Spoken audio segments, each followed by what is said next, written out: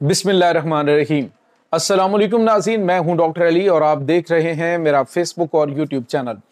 नाज़रीन, इसको कहते हैं बदला लेना। पाकिस्तान के ऊपर हमला करने के दो मास्टरमाइंड नाज़रीन, उन दोनों को निशान इबरत बनाया गया है और ख़ास तौर पर नाज़रीन काबुल में जो हमला हुआ उसमें उस अहम तरीन शख्सियत को निशान इबरत बनाया गया है जिसने पाकिस्तान के शहदा की जो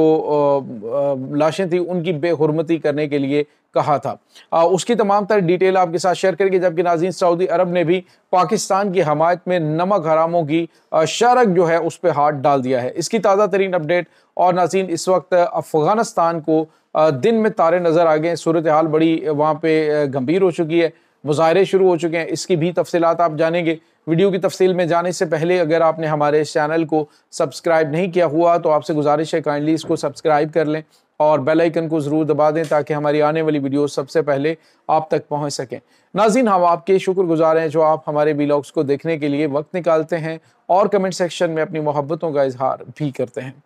नाज़रीन, इस वक्त सूरत हाल ये है कि पाकिस्तान और अफ़गानिस्तान के दरमियान जो सीज़ फायर चल रही है, इस दौरान फिर बहुत सारी चीज़ें सामने आ रही है। एक तो अफ़गानिस्तान के अंदर उन्होंने जब ये अटैक पाकिस्तान की जानिब से किए गए तो उन्होंने फौरी तौर पे वहाँ पे जो है वो इंटरनेट बंद कर दिया ताकि खबरें और इत्तलात जो हैं वो ज़्यादा से ज़्यादा ना फैलें। और उसके बाद फिर इन्होंने कहा जी कि वो तो हमले ही नहीं हुए, जैसे ज़बीउल्लाह मुजाहिद ने कहा जी हमले नहीं थे, वो तो हमारे ऑयल डिपो जो है जो हमारे टैंकर थे वो फटे। तो बहरहाल चीज़ें जो हैं वो क्लियर हुई, तो अब बादल छट रहे हैं तो चीज़ें सामने आ रही हैं। नाज़रीन,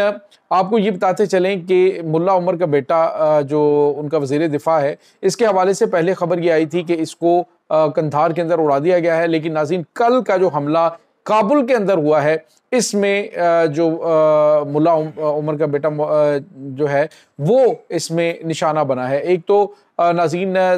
दो लोग थे जो इस हमले की प्लानिंग करने वाले थे। एक नूर वली महसूद था कि पाकिस्तान के ऊपर इस तरह से हमले किए जाएं, और दूसरा था नाज़रीन मौलवी अब्दुल हक था, अब्दुल हक वासिक जो इनका इंटेलिजेंस चीफ था जो कल मारा गया है, एक वो उसमें शामिल था। और फिर जो इनका वज़ीर दिफा है मुल्ला याकूब, ये इसमें शामिल था। नाज़रीन, ये मुल्ला याकूब है, इसने कहा था कि किसी भी तरीके से पाकिस्तान के जो फौजी ज़ख्मी हालत में हों या फिर वो शहीद हों तो उनको किसी तरीके से उनको वहाँ से उठाएं और उठाकर उनकी वर्दियाँ, नाज़रीन कल इन्होंने जो वर्दियाँ शहदा की वर्दियाँ उतार के उनको चौक में लटकाया था और उन्हीं शहदा की बेहुरमती इन्होंने की कि उनको रस्से के साथ जो बांध के गाड़ियों के पीछे उनको घसीटते हुए ये लेकर गए। यानी इनकी जो हैवानियत है, जो इनकी अंदर का जो इनका हैवान है, जो ये करते हैं जिस तरह से सरों के साथ शहदा के सरों के साथ ये फुटबॉल खेलते रहे, यही वो सारी नस्ल है। आप अंदाज़ा लगाइए नाज़रीन कि पाकिस्तान ये समझ रहा था कि अफ़गानिस्तान के अंदर ये इनकी हुकूमत आएगी जो कि मुल्ला उमर के पैरोकार हैं, वो जब हुकूमत आएगी तो पाकिस्तान को यहाँ से ठंडी हवाएं आएंगी और टीडीपी के खिलाफ कार्रवाई होगी। लेकिन काम सारा उलट हुआ। वहाँ पे इनकी हुकूमत आने के बाद टीटीपी ज़्यादा मजबूत हुई और उसके बाद जितने भी दहशतगर्द थे वो पाकिस्तान के खिलाफ ज़्यादा मजबूत हुए। इन्होंने भारत की गोद में बैठ के पाकिस्तान को हुराना शुरू कर दिया। अब नाज़रीन जो खबर आ रही है वो ये है कि मुल्ला याकूब जो है वो निशाना बना और उसको अब भारत मुंतकिल किया जा रहा है। शदीद ज़ख्मी हालत में है और इसको जो है वो भारत मुंतकिल किया जा रहा है। नाज़रीन, ये वही नमक हराम मुल्ला याकूब है कि जब अमेरिका यहाँ पे था तो इसकी एक पर्ची के ऊपर पाकिस्तान में कराची के अंदर जो ज़ख्मी थे, जो जिनका इलाज होता था, 1.5 करोड़ रुपए तक का जो फ्री मेडिकल जो है वो ट्रीटमेंट इसकी एक पर्ची पे दिया जाता था पाकिस्तान की जानिब से। आप अंदाज़ा लगाइए कि ये इतने नमक हराम है, इतने ये औकात से बाहर निकल गए कि भारत ने इन्हें लिफ्ट करवा दी और ये पाकिस्तान को जो है वो डिस्टेबलाइज करने के लिए, कराची पे कब्जा करने के लिए, खैबर पख्तूनख्वा को डिस्टेबलाइज करके अटक तक कब्जा करने की बात कर रहे हैं। इस वक्त नाज़रीन सबसे ज़्यादा जो नुकसान हो रहा है वो जो अफ़गानिस्तान के अंदर मौजूद जो लोग हैं उनका हो रहा है। ये इस वक्त मुसल्लत रजीम है, इन्होंने जो नमक हरामी की है, जो इन्होंने पाकिस्तान के साथ गद्दारी की है, अफ़गानिस्तान इसके भारत के साथ मिलकर पाकिस्तान के ऊपर अटैक करने की, ये इसकी कीमत तो अब इसे चुकानी पड़ेगी। कल नाज़रीन इसको चुनकर निशाना बनाया गया और पाकिस्तान के वज़ीर दिफा ख्वाजा आसिफ ने कहा जी कि ये जो सीज़ फायर है ये ज़्यादा देर तक कायम नहीं रहेगा। یہ سیز فائر جو ہے وہ ٹوٹے گا، اس کی وجہ یہ ہے کہ یہ جو نمک حرام ہے یہ کسی صورت میں بھی باز نہیں آ سکتے، کیونکہ ان کی اس وقت تمام تر ڈوریں جو ہیں وہ نئی دہلی سے ہلائی جا رہی ہیں، اور نئی دہلی کے اشاروں کے اوپر یہ جو کچھ کر رہے ہیں، اگر یہ سمجھتے ہیں کہ یہ پاکستان کے اندر کوئی بڑی کارروائی کر سکتے ہیں، تو آپ اندازہ لگائیے ناظرین، جب سے پاکستان نے اسٹرائکس شروع کی ہیں تب سے پاکستان کے اندر کوئی حملہ نہیں ہوا، پاکستان کے اندر کوئی کارروائی نہیں ہوئی، پاکستان کے اندر کسی پولیس اسٹیشن کے اوپر اٹیک نہیں ہوا، کسی جو ہے وہ ایف سی ہیڈ کوارٹر کے اوپر اٹیک نہیں ہوا۔ اس کی وجہ یہ ہے کہ ان کو جس انداز سے سمجھانے کی ضرورت تھی، پاکستان عرصہ دراز سے بات چیت کے ذریعے جو ہے وہ کوشش کر رہا تھا جی بات چیت کرنی چاہیے۔ اب عمران خان بھی یہ بات کرتے تھے بات چیت کرنی چاہیے، لیکن یہ وہ لوگ نہیں ہیں جن کے ساتھ وہ کہتے ہیں لاتوں کے بھوت باتوں سے نہیں مانتے، تو ان کو لاتوں سے سمجھانا ضروری تھا، اور اب جس طرح سے پاکستان نے طریقہ شروع کر دیا ہے اسی طریقے سے ان کو ٹریٹ کرنا چاہیے۔ اب ناظرین، افغانستان کے اندر طالبان کی اس حکومت کے خلاف جو مظاہرے شروع ہو گئے کہ پاکستان کے ساتھ تم نے پنگا لے کے جو باب دوستی کے اوپر کل انہوں نے حملہ کیا ہے، اس کے بعد جو ترکھم بارڈر بند ہوا ہے، جتنے بھی ٹرانزٹ ٹریڈ تھے کے روٹس ہیں ان سب کو پاکستان نے کلوز کر دیا ہے، یہاں تک کہ جو کنٹینرز کھڑے ہوئے جو ان کے تمام کے جو شپنگ پاسز ہیں وہ سارے کے سارے جو ہے وہ کینسل کر دیے گئے ہیں۔ صورتحال وہاں پہ یہ ہے کہ آسمان پہ پہنچنا شروع ہو چکی ہیں قیمتیں، اور تاجر جو ہیں اس وقت افغان حکومت کے خلاف مظاہرے کر رہے ہیں کہ فوری طور پہ پاکستان سے بات چیت کر کے تو یہ جو روٹ ہے اس کو کھلوائیں، ورنہ ہم مر جائیں گے۔ تو سوال یہ پیدا ہوتا ہے کہ جب تمہاری تمام تر شارک جو ہے وہ پاکستان کے ہاتھ میں ہے، تو تم کس کی ایما پہ